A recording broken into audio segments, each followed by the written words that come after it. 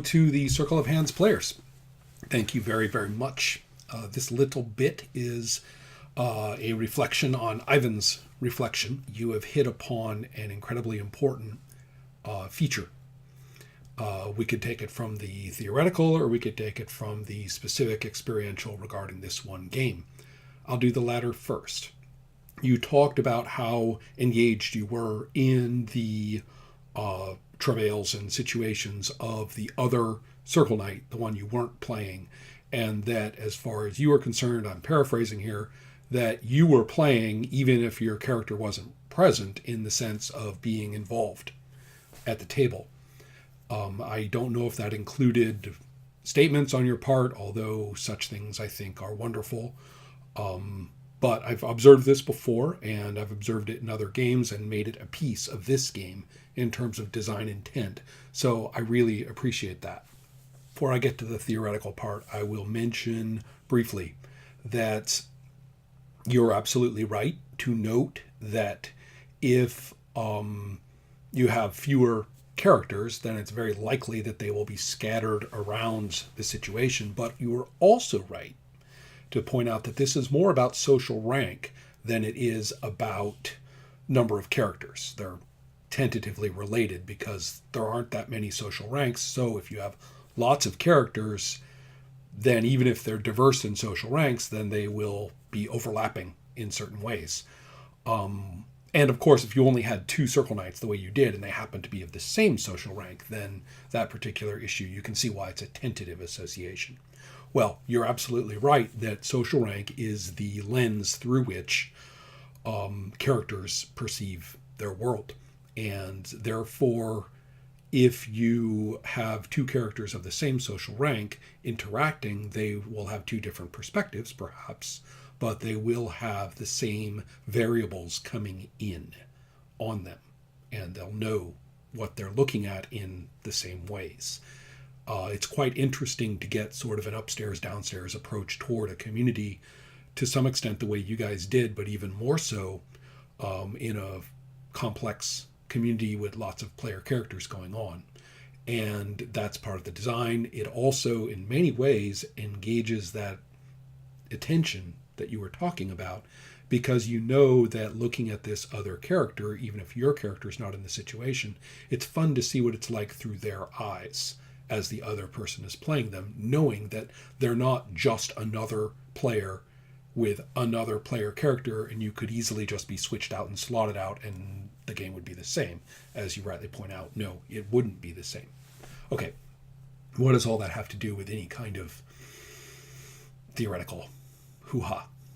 The theoretical hoo-ha is the game's most unusual feature for many, particularly in anything called a fantasy role-playing game, which is that character ownership has been kind of kicked in the ribs, at least at first glance. But I maintain that you, as a group, have already set the groundwork for the most productive experience of this. The fact that you were very interested in the other character as played by the other person is establishing things about that character for you that are important.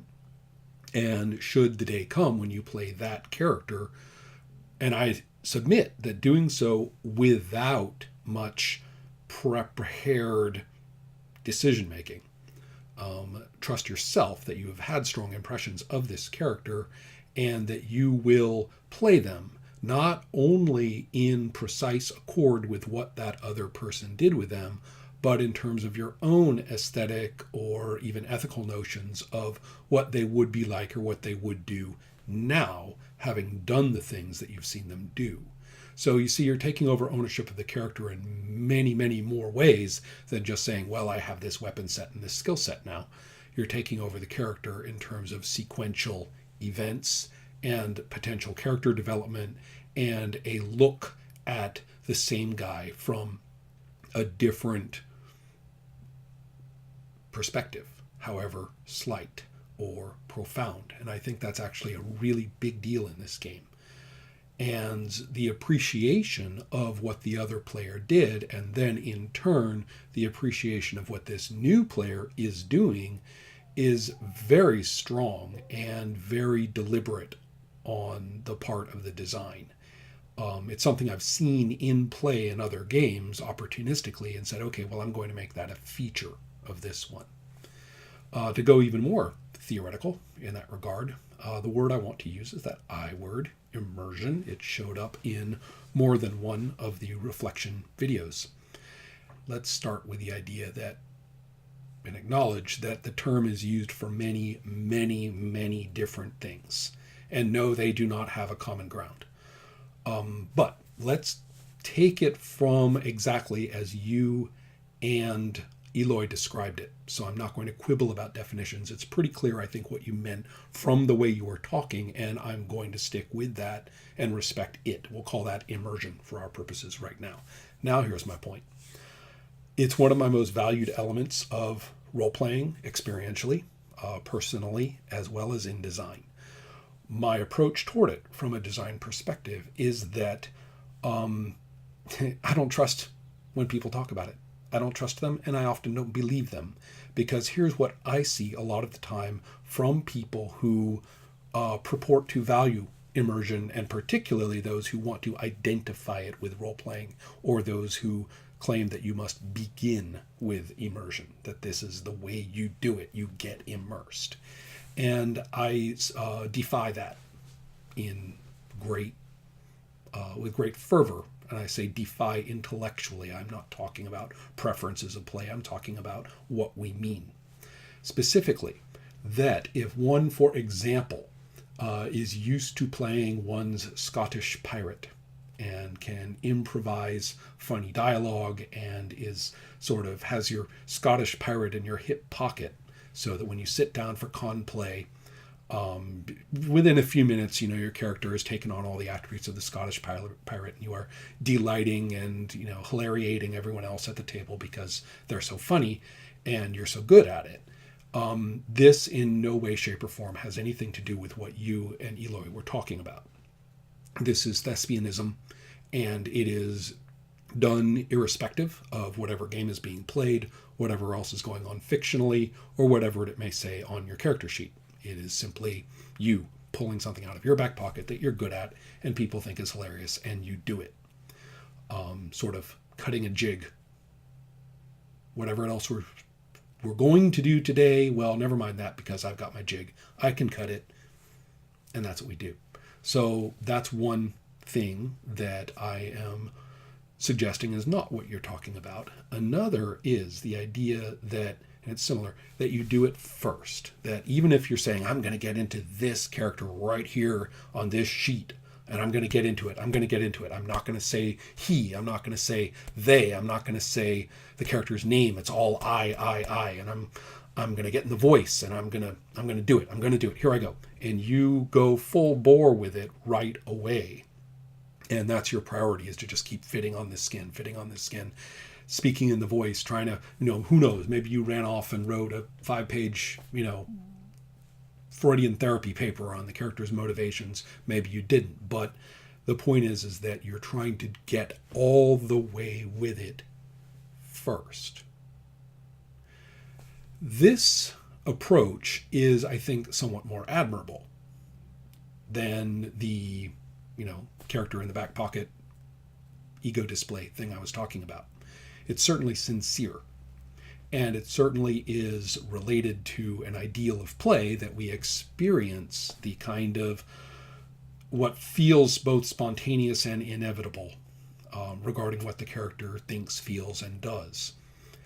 And yet, well, to be crude, it's a bit like people saying that, well, sex is all about, it has orgasms and it culminates in orgasms, and so that's what it's about. So the first thing I do, we're going to do this thing, orgasm, right now. Here I go. Kind of missing certain procedural and interactive and other aesthetic or certain other, shall we say, qualitative elements of the experience, I think, and the analogy holds. From people who claim that this is their big, big, big priority, what I see are the role-playing equivalents of premature ejaculation and faking it. And it's very different from what I think of this procedure or this experience, which is that it is something that arises. This is something that occurs, happens, results, to find all sorts of ways to play the character and do it and do it and then be enjoying it and making decisions. And then this state of mind arises. And it arises and it fades. And it arises and it fades. And it's really not something that is put on like a hat or performed like an act on command.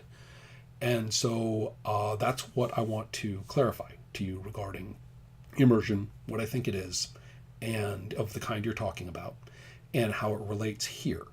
Because what you're talking about will take on exponential qualities by playing these characters by different people as the series of sessions proceeds. That is very dramatic in this game. 2 players makes that trickier. I don't think impossible, but trickier. I'm a little sad about the lack of the 3rd player for that reason. Well, we will continue, but those are some of the things that I wanted to tell you that I really, really liked a lot of what you said about the sense of desperation, terror, and decision-making. Oh, yeah, that's it. Over-romanticizing that immersion thing, the idea that if you have a thought in your head while you're doing it, that you're ruining it somehow. That's part of that over-romanticized ideal about it, which I'm trying to suggest that is unnecessary. That when you get strategic in combat, or even more importantly, strategic or at least cognizant of what you as the player know, and translate that into character activity. You were talking about it as if it were a form of cheating. Well, I know this, so if my character acts like they know it or asks questions that are aimed in that direction, that I'm somehow sort of cheating. Well, there is an aesthetic limit to what can be plausibly or enjoyably done in that regard. However, that limit is very, very, very broad. If you look at movies, at novels, at sagas, at myths, you will find that the, shall we say, the overly lucky casual question, or the overly lucky glance over there, or any number of things like that are a staple of working fiction. And so therefore, if you do that for your character, you know about a particular kind of creature and the character doesn't, but you go ahead and have them shoot off their mouth a little bit with, shall we say, leading questions. Your character may be played as if they don't know they're leading questions. And the plausibility and the enjoyability of this in terms of the integrity of the fiction, like I said, are very, very broad, very forgiving. They don't ruin it throughout most of literature, film, etc. And they won't ruin it in role-playing either. You have to get way out there into ridiculous land before one's aesthetic involvement in that becomes compromised, in my experience. And I think Circle of Hands is particularly good for that because the setting and cultural features are so vivid and so demanding that I think you need to give yourself a little leeway in that regard. All right. Again, thank you, Ivan. Let's see what I have to say next for someone else.